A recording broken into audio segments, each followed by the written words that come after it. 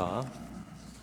그 국회 행안위 긴급 현안 질의가 있었어요. 네, 그렇습니다. 2024년 12월 5일입니다. 그러니까 개엄한 다음 날이네요. 네, 그때 피청구인하고 증인도 같이 있었죠.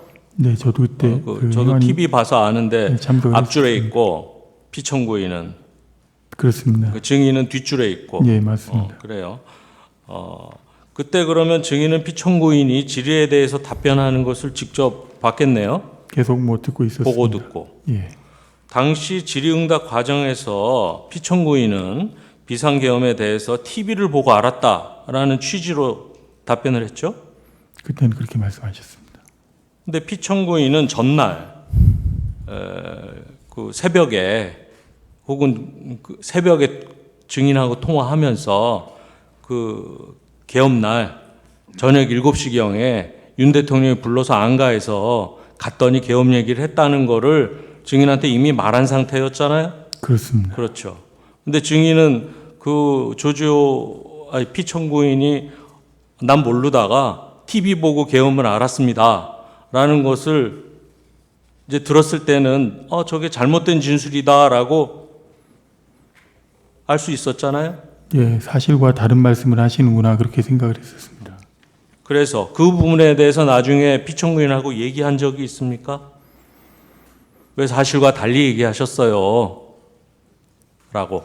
그 당시에 조지오 총장님께서 아마 사실과 다른 이야기를 하신 데는 아마 다른 뜻이 있었을 겁니다. 저는 뭐 정확히 이해는 못하겠지만, 근데 저는 이제 그 당시에 조 총장님을 모시고 있는 부하 직원이었습니다.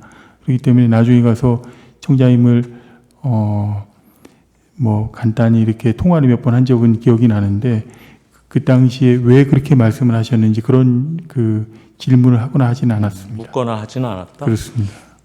한 가지만 추가로 물어보면 증인은 그 당시에 조 총장님의 부하 직원은 아니잖아요. 피청구인에. 그렇긴 합니다. 예. 행안부 소속이잖아요. 그렇지만 어쨌든 뭐 같은 경찰 일원으로서 네, 뭐 그렇다고 생각합니다. 네. 파랑 묻겠습니다.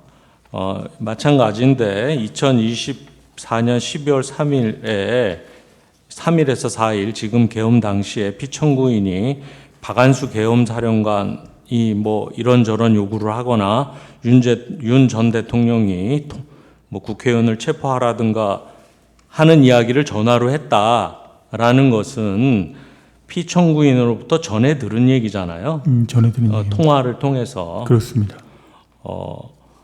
이것과 관련해서 한 가지만 추가로 묻겠습니다. 뭐 상황은 잘 아실 테니까 11시 7분경에 국회의원하고 뭐 출입증을 가진 사람들이 한 30분간 출입이 가능했었어요. 그죠? 네네. 서울 지시가 내려와가지고 그러다가 11시 7분경에 전면 출입 통제로 지시가 다시 내려갔죠? 23시 37분으로 제가 나중에 23시 37분경에 네. 그렇죠. 네, 7분에서 그렇게 30분, 들었습니다. 30분경은 풀어졌다가 37분경에 그때에 그 전면 통제하라 다시라는 지시를 내린 게 피청구인이라는 점은 알고 있죠?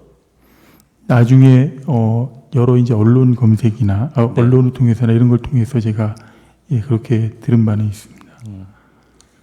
피청구인이 서울청하고 그다음에 본청 경비부에 이야기해서 전면 통제하라는 지시를 했기 때문에 경찰이 출입을 전면으로 다시 막게 된 사실. 네, 그 부분 조금 더 부연 설명을 드리면 조지오 총장님께서도 그렇게 이제 지시를 한 걸로 저는 이제 나중에 언론을 통해서 알게 됐고요. 아울러서 이제 그 당시 서울청에서도 서울청장 김봉식 총장님께서도 그 참모들하고 논의를 해서 통제가 맞다 이렇게 해서 통제를 하신 그렇게 그 두 분이 이제 의견이 이렇게 일치했다고 봐야 되는 뭐 그런 이야기를 제가 언론을 통해서 들은 걸로 그렇게 기억이 납니다. 예. 구화 묻겠습니다. 2024년 12월 4일 피청구인은 증인한테 뭐 경찰청장 직에서 물러나야 되겠다 이런 취지의 이야기를 했다는 건가요? 그렇습니다. 상의를 한 건가요? 아니면 사직 의사를 증인한테 말을 한 건가요?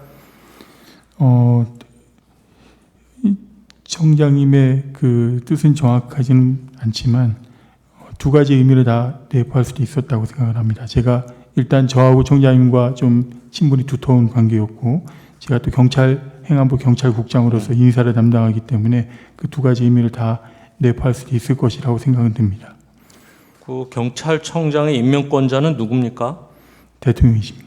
그러면 사직 의사가 있다면 그것은 대통령에게 사직 의사를 밝히는 것이 맞지 않은가요?